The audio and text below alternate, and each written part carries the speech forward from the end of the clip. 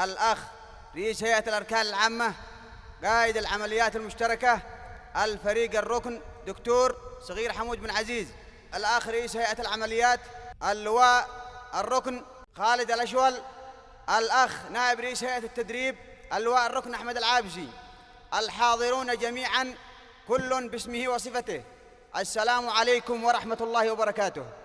في هذا اليوم نحتفل وإياكم بتدشين العام التدريبي الجديد 2025 لهيئة التدريب والتأهيل، ونشهد تخريج دورة تأهيل الضباط ودورة الصف ضباط والدورة الثامنة مهام خاصة والدورة 44 قنص في دفعة تحمل اسم الشهيد البطل اللواء الركن أحمد سيف اليافعي. إن التدريب والتأهيل هما حجر الزاوية في بناء جيش قوي ومتماسك قادر على مواجهة التحديات وحماية مكتسبات الوطن. وبهذه المناسبة لا ننسى صاحب السبق في الدفع بعجلة التدريب في هذا المركز الذي روى خطط التدريب بفكره وحبرها بعرقه وجهده ورعاها بوقته وبذل فيها كل طاقاته وسخر لها كل إمكانياته، قائد المركز العقيد الركن أحمد علي الصباري الذي نهض بهذا المركز في مجال التدريب، فتحية له باسمي وباسم كل من تسبي المركز. وختاما نرفع تحية إجلال وإكبار لكل الشهداء الأبرار الذين ضحوا بحياتهم من أجل رفعة هذا الوطن، ونخص بالذكر في هذا اليوم الشهيد اللواء الركن أحمد سيف اليافعي الذي سيبقى اسمه منارة تضيء درب الأجيال القادمة. الخلود للشهداء، الشفاء للجرحى، المجد لليمن. بمناسبة تدشين المرحلة الأولى للعام التدريبي 2025 وبمناسبة تخرج دورة تأهيل الضباط ودورة صف الضباط والدورة الثامنة مهام خاصة والدورة 44 قنص دفعة الشهيد اللواء الركن أحمد سيف اليافعي، مركز النصر التدريبي جاهز لتنفيذ عرض مهاري ومشروع تكتيكي. أستأذن ببدء فعاليات البرنامج مقدم البلاغ عقيد سعد العبدلي نائب قائد المركز أخوي.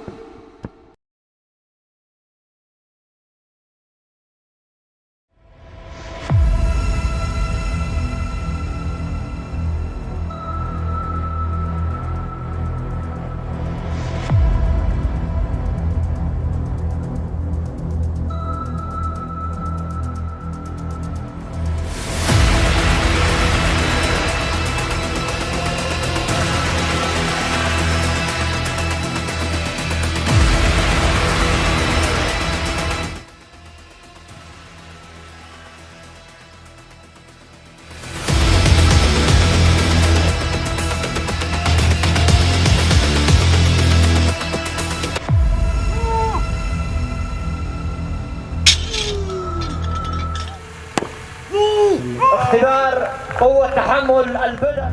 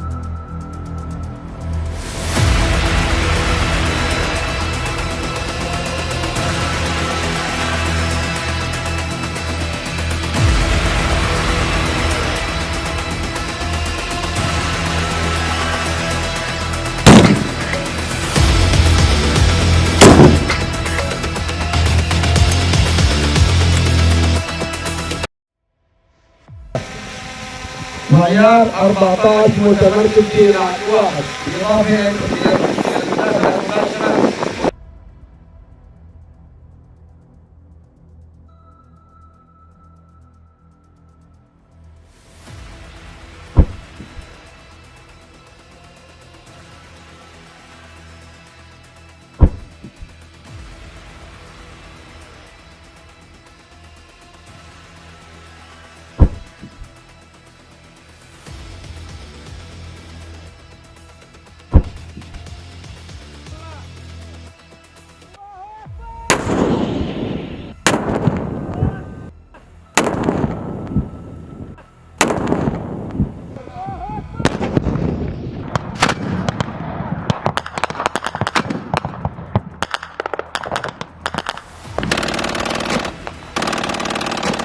قوات الإسلام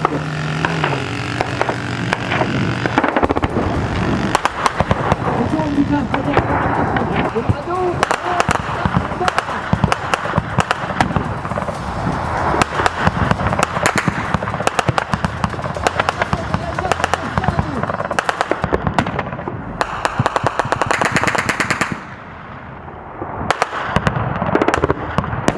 الهجوم على النسق الثاني من كافة المحاور والاتجاهات مع الإسناد المدفعي.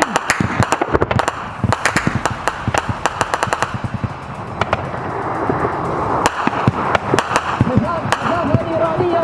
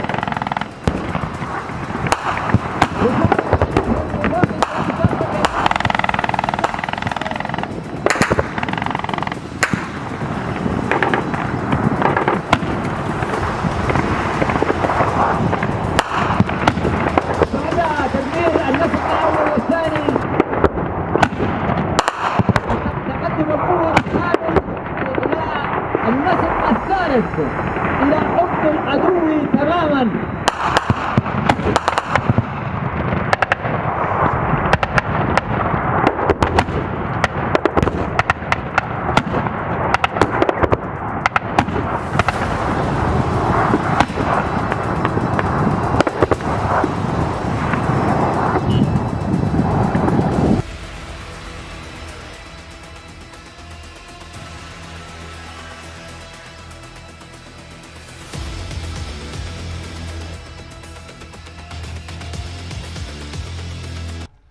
الأخ رئيس هيئة العمليات، الأخ نائب رئيس هيئة التدريب، الأخوة القادة، الحاضرون جميعا، الخريجين الأبطال، الحضور المشاركين جميعا، السلام عليكم ورحمة الله وبركاته.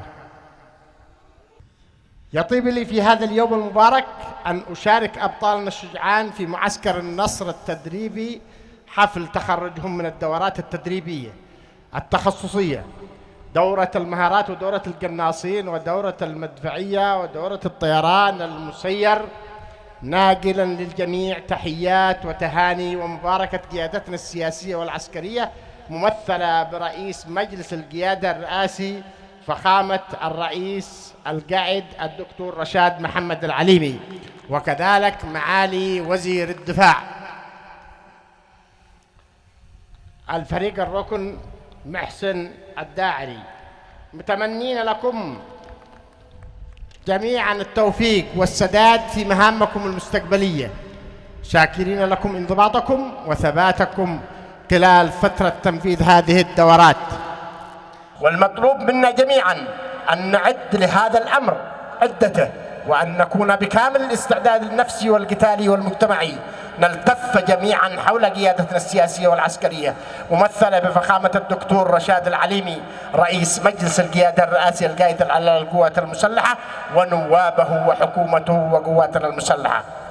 نعزز أسمى روابط الأخوة نعزز أسمى ضوابط الأخوة والوحدة في صفوفنا ومع جميع شعبنا اليمني العظيم، واثقين ومتأكدين أن قيادتنا جميعا على قلب رجل واحد، ومن خلفهم قواتنا المسلحة والأمن والمقاومة الشعبية وجميع المكونات يؤدون واجب وطني واحد، هدفهم الكبير هو القضاء على تنظيم جماعة الحوثي الإرهابية وعصابته الإجرامية والحفاظ على الجمهورية واستعادة الدولة من هذه العصابة، ونشر الأمن والطمأنينة والرخاء في جميع أرجاء اليمن، وإعادة التنمية والبناء غير متأثرين بمطابخ العدو الإعلامية القذرة وأعمالها التي تسعى جاهدة إلى تفتيت أواصر الأخوة والوحدة بين جميع مكونات شعبنا اليمني وقواتها المسلحة والأمن.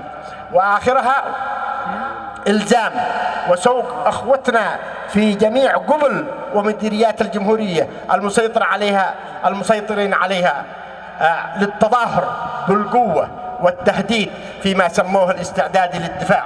ونحن نقول لأبناء شعبنا الذين لا زالوا تحت سيطرة تنظيم جماعة الحوثي الإرهابية: ابشروا بالفرج قريبا بإذن الله تعالى.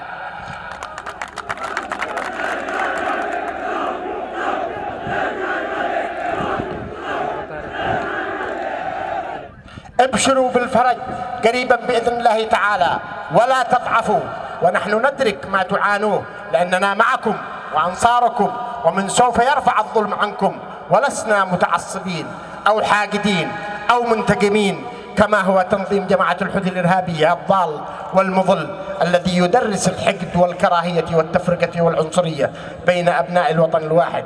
إن موعدنا الصبح، أوليس الصبح بقريب؟ وإن غدا لناظره لقريب. فبارك الله جهودكم أيها الأبطال وثباتكم، وألف مبروك تخرجكم، وإلى الفرحة الكبرى بإذن الله تعالى.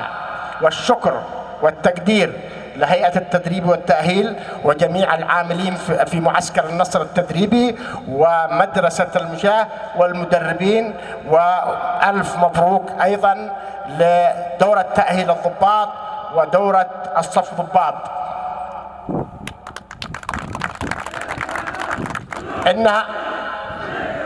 إنها جهود مشكورة ومقدرة في سبيل نجاح معركتنا القادمة المقدسة ضد تنظيم جماعة الحوثي الإرهابية. وفقكم الله وسدد على طريق الخير خطاكم، الرحمة والمغفرة للشهداء، والشفاء العاجل لجرحان الأبطال، الحرية للمختطفين والمحتجزين لدى تنظيم جماعة الحوثي الإرهابية، الخلود للوطن اليمني. والسلام عليكم ورحمة الله وبركاته.